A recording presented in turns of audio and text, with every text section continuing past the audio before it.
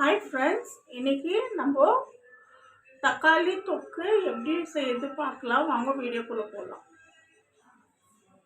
பேனில் எண்ணெய் சேர்த்துக்கோங்க. ஒரு 4 டீஸ்பூனு கடுகு சேர்த்துக்கோங்க.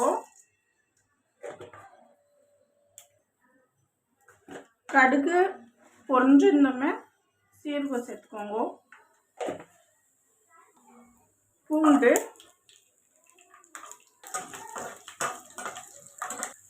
பச்சை மிளகாய் சேர்த்துக்கோங்க. எல்லாம் வதக்குந்தோமே நம்ம வெங்காயம் சேர்த்துக்கலாம். இந்த மாதிரி நறுக்குன வெங்காயம் சேர்த்துக்கோங்க. நல்லா வதக்கணும், கோல்டன் ப்ரௌன் ஆகணும்.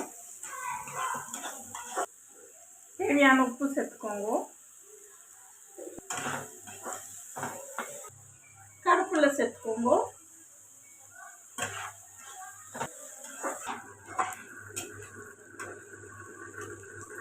இந்த மாதிரி வதக்குந்தோமே நம்ம தக்காளி சேர்த்துக்கலாம்.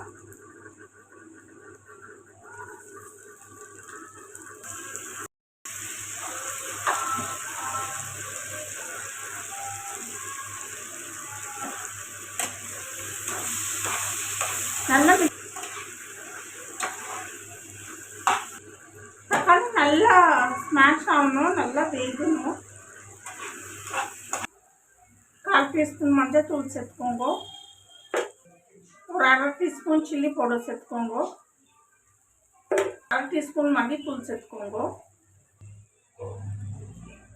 ஒரு 1/4 டீஸ்பூனு பெப்பர் தூள் சேர்த்துக்கோங்க. எல்லாமே மிக்ஸ் பண்ணி விடுங்க. கொஞ்சமாக தண்ணி சேர்த்துக்கோங்க.